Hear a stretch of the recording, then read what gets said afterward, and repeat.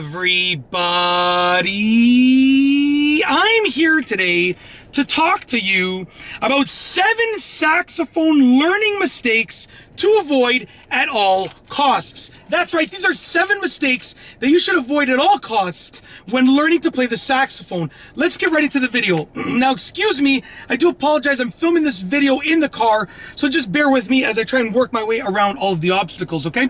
So mistake number 1 is not practicing enough. Listen, the saxophone is fairly easy to learn how to play decently, but when you want to learn how to play it properly and well, it takes a lot of practice. Not practicing enough is a huge mistake. Number 2, practicing bad habits. If you have a bad habit that you are doing and you continue practicing that habit over and over again, then definitely it's going to hinder your learning ability. If there's a bad habit, the earlier that you get rid of that bad habit, the better off that you're going to be with regards to learning to play the saxophone. Number 3, not focusing on improving your embouchure. Now, your embouchure is essentially your lip position and your mouth movement on the mouthpiece and on the reed. Okay, an embouchure follows through with many different instruments. Now, essentially, if you don't have good embouchure and you don't practice it, it's going to hinder your playing ability.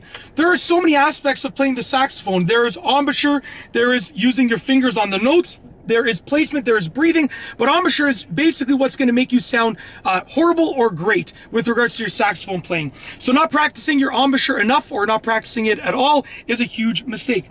Number 4, not learning how to set or place your reed properly.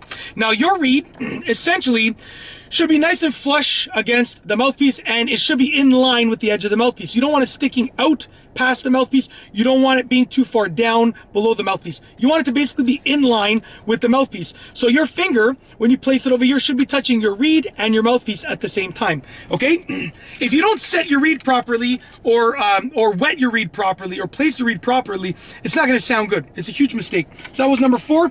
Number 5, not adjusting the neck strap. Now, your neck strap can be adjusted, and yes, if it's not adjusted properly, you can still play fairly well, but if you adjust it properly, you're going to be able to get that best playing possible.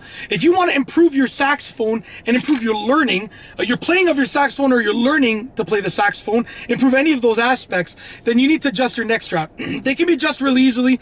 They can be adjusted really easily. It's similar to adjusting like a backpack strap. Super easy to adjust, and make sure it fits you properly, because everybody's a different size. Everybody holds a sax at a different angle, at a different length, different distance. So just make sure you adjust it properly.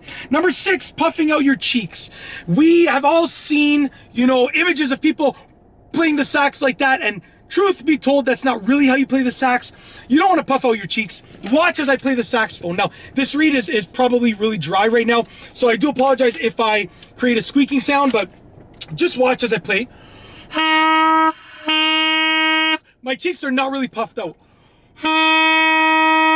They're puffed out just ever so slightly, but not like nothing like that. You want to avoid that at all costs, okay? That will definitely hinder your learning. Sorry, I'm just trying to create the best lighting situation here. I don't want the sun beaming on my head, because then it's gonna, that looks okay. All right, anyways, last but not least, number 7 is leaning on or touching notes by accident. Now, I can't really do a good job at demonstrating that in the car, because if I play in here, I'm gonna touch all sorts of notes by accident. But when I'm really playing, saxophone is off to the side. I'm using, the thumb rest. I'm using all of the appropriate hand positions so that I am essentially not going to touch anything by accident. It is a key factor. You want to make sure you're not touching anything by accident. If you get into the habit of the wrong finger positioning, it's going to hinder your ability to play. So, whoa, that was a low note, baby. That sounded fantastic. See if I can do that again.